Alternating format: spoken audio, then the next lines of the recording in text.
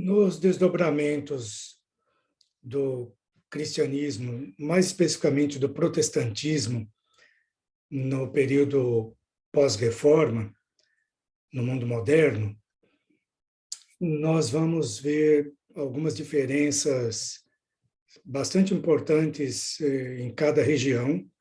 Então, o protestantismo no continente se comporta de uma forma, na Grã-Bretanha de outra, e mesmo dentro da Grã-Bretanha, a gente tem algumas características peculiares em determinados períodos e em determinadas regiões. A gente vai ver uma dessas, brevemente, uma dessas, desse protestantismo, desses eventos que vão moldando a forma de ser protestante, e especialmente presbiterianismo, e que vai chegar depois nos Estados Unidos também. Então, vamos ver esse grupo aqui chamado pactuantes, covenants, do inglês.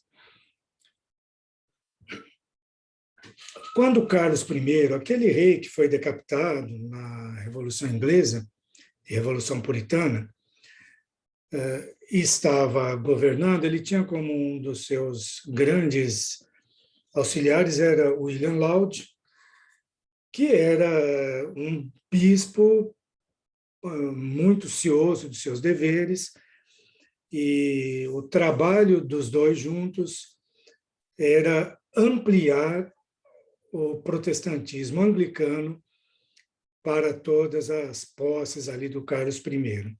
Então, eles fizeram um esforço grande de impor o anglicanismo na Escócia, mas, obviamente, isso se mostrou uma coisa complicada.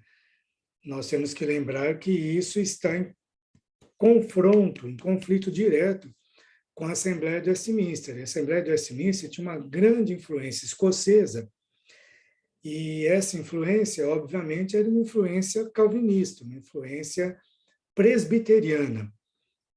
Então, havia esse conflito e os escoceses não queriam perder essa característica da igreja deles, o governo presbiteriano, a teologia calvinista, e, pelo contrário, se os ingleses queriam impor o anglicanismo entre os escoceses, na Assembleia de Westminster, quiseram impor o presbiterianismo para a Inglaterra. Então, a todo esse conflito, o Carlos I, como nós sabemos, morreu, né? Mas o Carlos I era filho do James, que era rei da Escócia, Inglaterra e Irlanda, e em 1603 ele se tornou rei desses três reinos, e o filho dele, então, Carlos I, mantém esses três reinos, até que já depois da Revolução Inglesa, a Revolução Puritana e a restauração monárquica, nós vamos ter o Reino Unido da Grã-Bretanha, em 1707, e depois, no século seguinte, o Reino Unido da Grã-Bretanha e Irlanda. E é claro que tudo isso vai impactar a igreja.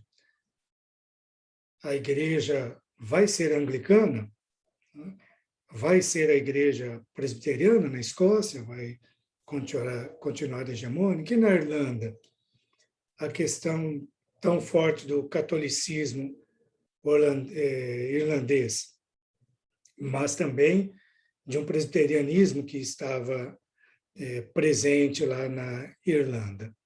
Então, o Carlos II, que é o monarca que assume depois da restauração, né, nós temos a Revolução Puritana, tem lá o protetorado do Oliver Cromwell, depois vem o Carlos II, e ele quer retornar aquilo que o pai já tinha tentado fazer, impor o anglicanismo, o episcopalismo na Escócia.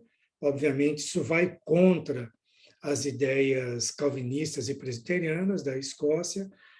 Isso chega a tal situação que há uma guerra civil, os contrários à imposição do anglicanismo, os calvinistas presbiterianos lá na Escócia, ou presbiterianos calvinistas,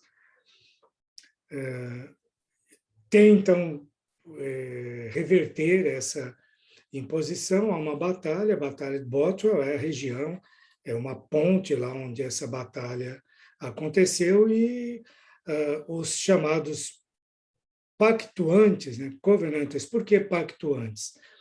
Porque o grupo de presbiterianos calvinistas da Escócia fizeram um pacto de não se renderem, de não se entregarem.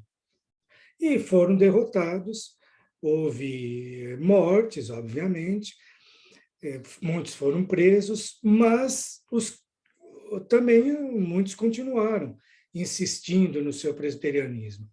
Então, há um período que ficou conhecido como Tempos do Massacre, entre 1684 e 1688, que é um período duro para esses pactuantes, esses que fizeram esse pacto de manter a fé calvinista, o presbiterianismo. Muitos são presos, são mortos e tudo mais. William III assumiu o trono depois do James, né, James II. O James II era irmão do Carlos, então ambos eram filhos do Carlos I, aquele que foi decapitado na Revolução Puritana, mas ele era católico. Então há um problema para o James, ele não consegue manter o reinado, e é aí que a filha dele, a Mary, então a neta do Carlos I, que era a filha da Mary, filha do Carlos I, né? Então, veja que os nomes se confundem, né? Então, era casada com um calvinista holandês que era o William, né? Guillaume, William de Orange. E esse príncipe de Orange, então, acaba sendo convidado pela nobreza que temia o catolicismo do James, e ele, então, vai se tornar o monarca, né? A dinastia de Stuart. E, obviamente, ele era calvinista, então ele começa a fazer leis favoráveis aos presbiterianos.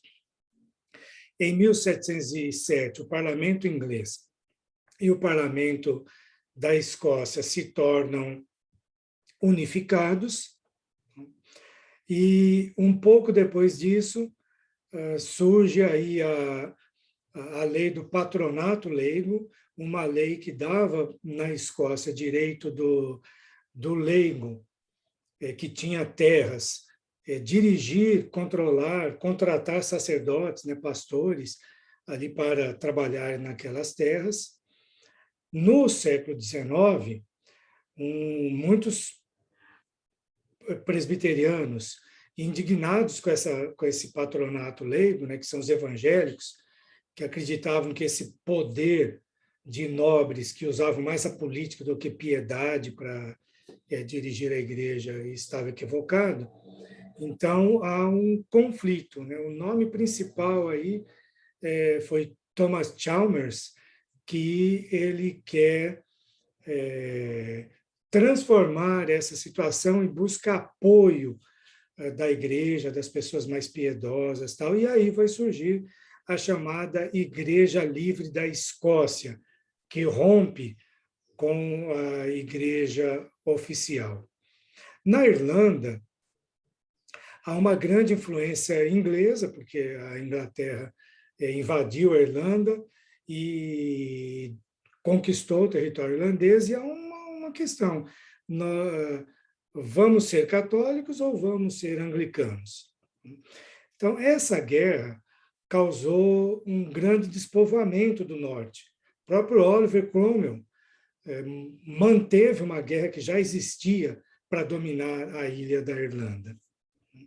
Então, esse era um problema que acaba, porque se eles dominam o norte da Irlanda, eles estabelecem o protestantismo, mas a Irlanda tinha uma tradição católica que não queria abandonar.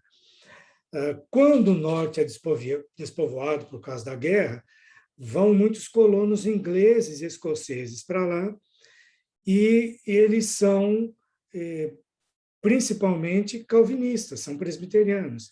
Então, começa a se estabelecer uma igreja presbiteriana lá.